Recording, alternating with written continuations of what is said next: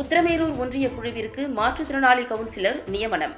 ஒன்றிய கவுன்சிலர்களுக்கான கூட்டத்தில் பணிக்கான நியமன ஆணையினை உத்திரமேரூர் சேர்மன் ஹேமலதா வழங்கினார். தமிழகம் முழுவதும் உள்ளாட்சி நிர்வாகங்களில் தகுதியான தலா ஒரு மாற்றுத்திறனாளியை தேர்வு செய்து நியமன உறுப்பினராக நியமிக்கும் அறிவிப்பினை தமிழக முதல்வர் மு.க.ஸ்டாலின் அறிவித்தார்.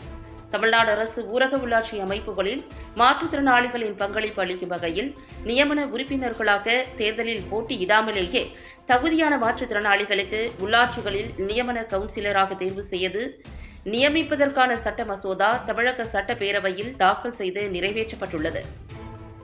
அதன் அடிப்படையில் உத்திரமேரூர் வட்டார வளர்ச்சி அலுவலகத்தில் ஒன்றிய குழு கவுன்சிலருக்கான ஆலோசனை கூட்டமானது ஒன்றிய குழு தலைவர் ஹேமலதா, வட்டார வளர்ச்சி அலுவலர் மாணிக்கவேல் முன்னிலையில் நடைபெற்றது.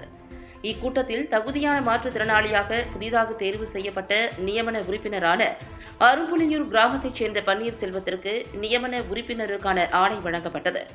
மேலும் ஊரக வளர்ச்சித்துறையின் மாதாந்திர வரவு செலவினங்கள் குறித்து அறிக்கை தாக்கல் செய்யப்பட்டது. பருவமழை காரணமாக சேதமடைந்துள்ள சாலைகளை துரிதகதியில் செப்பனிடுதல் குறித்தும், ஊராட்சிகளில் மழைநீர் தேங்காமல் வெளியேற வடிகால்வாய்களை சீரமைத்து கிருமி நாசினி உள்ளிட்ட கொசு மருந்துகளை அடித்து சுகாதார பராமரிப்பு பணிகளை மேற்கொள்ளவும், கான்கிரீட் சாலைகள், தெருவிளக்கு மற்றும் மழைநீர் வடிகால்வாய் வசதிகளை மேம்படுத்துதல் குறித்து கூட்டத்தில் ஆலோசனைகள் வழங்கப்பட்டது.